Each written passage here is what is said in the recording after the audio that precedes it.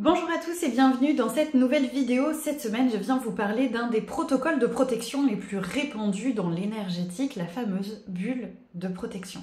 Avant de démarrer, on va essayer de se rappeler pourquoi certains se protègent avec une bulle énergétique. Je vous expliquerai aussi rapidement pourquoi personnellement je ne l'utilise pas.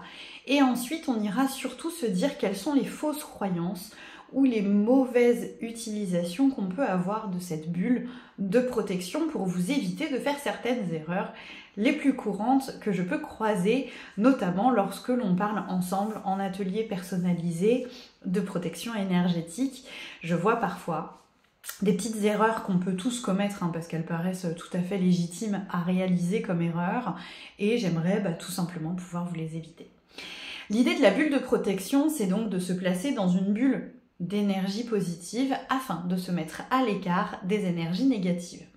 Donc évidemment, chacun voit la protection énergétique en fonction de ce dont il souhaite se protéger. Pour certains, ce sera se protéger de certaines mémoires. Pour d'autres, ce sera se protéger du mauvais œil ou des mauvaises énergies. Quand d'autres cherchent à se mettre à distance certaines présences qui ne leur conviennent pas afin de vivre leur vie de médium tranquille, comme ils le souhaitent et sans être impactés énergétiquement. Cette fameuse bulle de protection est donc une bulle que l'on vient projeter en dehors de soi afin de se mettre à l'écart de tout ça. Et évidemment, force est de constater que l'erreur absolue la plus courante, c'est de ne pas nettoyer ses énergies, de ne pas entretenir ses énergies avant d'essayer de se protéger. S'enfermer dans une bulle sans avoir pris le temps de nettoyer ses énergies avant, eh bien je suis navrée de vous le dire, mais c'est avant tout s'enfermer avec son caca. J'ai pas d'autre mot pour vous le dire, je suis désolée, c'est pas très professionnel, mais je ne vois pas comment vous faire passer ce message autrement. Ce serait exactement comme changer de sous-vêtements sans avoir pris de douche. Donc il est important, avant de placer quelque protection que ce soit, mais c'est encore plus important avec l'idée de cette bulle un peu hermétique, parce que c'est quand même l'objet de la bulle, eh bien de ne pas s'enfermer avec des charges négatives, puisque là, elles sont vraiment en lien avec vous et l'impossibilité de ressortir si vraiment vous avez placé votre bulle correctement. Donc, faites attention quand même à ce petit point-là. Je vous le disais, personnellement, je n'utilise pas la bulle. J'ai évidemment, comme beaucoup de praticiens, essayé de me protéger avec une bulle, mais c'est vrai que n'étant pas très douée en visualisation, ça ne me convenait pas vraiment comme principe de protection. J'utilise aujourd'hui d'autres systèmes qui m'ont d'ailleurs été transmis directement par l'invisible et qui conviennent davantage à ma façon de fonctionner qui est plutôt, pour rappel, celui d'une clairsentiente avec une idée assez précise de son profil énergétique. Donc je place mes protections autrement, mais j'ai utilisé pendant un temps la bulle de protection comme nombre d'entre nous. Le premier diktat qui est très présent, beaucoup, sur les réseaux sociaux et ailleurs, c'est que la bulle de protection doit avoir une certaine couleur. Souvent, la bulle de protection, elle est évoquée de la couleur bleue, comme l'archange Michael, qui est quand même le symbole absolu en termes de protection, que l'on croit aux archanges ou pas, ou alors une couleur lumière, soleil, très vive, très lumineuse. J'ai envie de te dire que la couleur de ta bulle de protection n'appartient qu'à toi. Si tu souhaites la faire transparente, c'est très bien. Si tu souhaites la faire d'une couleur qui représente une émotion qui va avec toi avec la protection, par exemple, je souhaite me protéger avec de l'amour, donc je projette une bulle verte. Je souhaite me protéger avec de la force, donc je crée une bulle rouge ou jaune en fonction de ce que t'évoques à toi, tes couleurs. Je souhaite me protéger avec de l'ancrage, et à ce moment-là, on peut faire une bulle plutôt dans les tons marronnés. Et on peut aussi changer la couleur de sa bulle autant de fois qu'on le souhaite, en fonction de sa journée, de comment on se sent, de ce que l'on a prévu dans notre journée. On peut tout à fait faire évoluer cette couleur de la bulle, et j'aimerais qu'on fasse disparaître ces diktats sur les couleurs, puisque c'est ta bulle, donc tu en fais absolument ce que tu veux. Par contre, souvent, une erreur que je vois assez régulièrement, c'est que vous ne faites pas des bulles, vous faites des cloches, qui ne prennent pas l'en-dessous de vos pieds. Souvent, vous faites une espèce de coupelle comme ça, qui s'arrête au niveau de la terre et qui n'englobe pas en dessous vos pieds. C'est pour moi vraiment une erreur. Vraiment, parce que le sol il suffit de parler avec un géobiologue hein, pour ceux, peut renfermer de nombreuses charges négatives. On peut parler de mémoire, de certains passages entre les plans, entre les mondes qui se font sur le sol, sans parler d'éventuelles sépultures, qu'elles soient connues aujourd'hui ou qu'elles soient anciennes, sans parler aussi des présences qui vraiment, si elles souhaitent vous atteindre, vont bien se rendre compte au bout d'un moment que votre bulle n'est pas fermée, sans parler aussi énergétiquement d'une éventuelle attaque ou autre qui va bien voir que la bulle n'est pas fermée.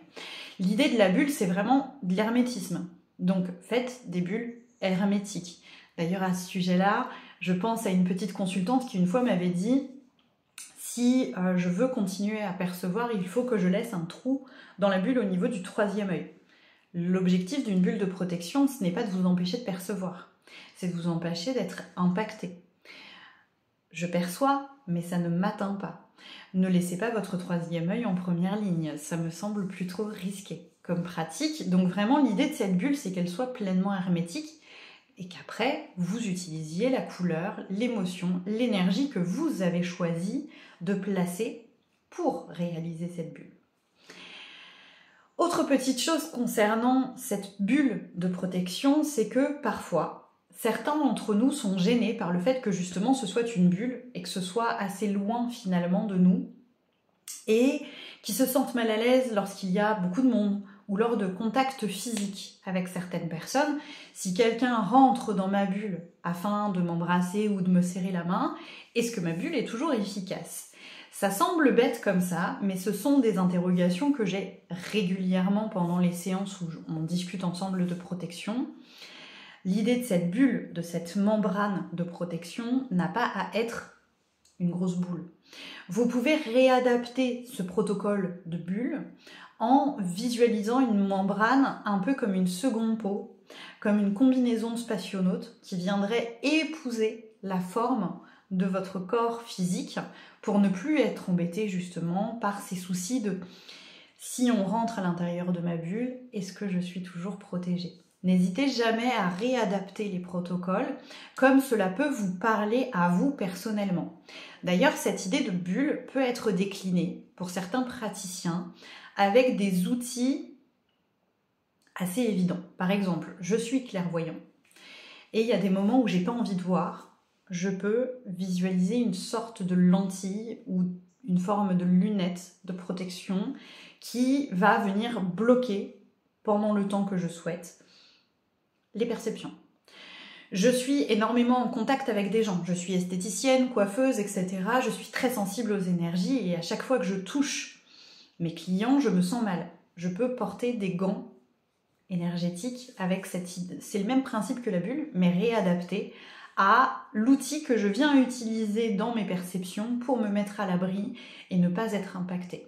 Il ne faut pas hésiter à décliner comme ça ces protocoles qui sont faits pour le plus grand nombre, se les réapproprier, se les réassocier à son besoin, son envie, son élan. C'est une des bases absolues, je crois, de toutes les pratiques énergétiques et médiumniques. Bien sûr, il y a des pratiques générales, mais on peut aussi aller les décliner pour les personnaliser davantage. Et enfin, évidemment, lorsqu'on démarre avec cette idée de bulle énergétique, je tiens juste à rappeler que c'est normal que ça tienne pas très longtemps les premières fois. Si vous vous mettez au sport, si moi je me mets au sport demain, vu l'état de mon petit ventre, je vais pas avoir des abdos dans 15 jours.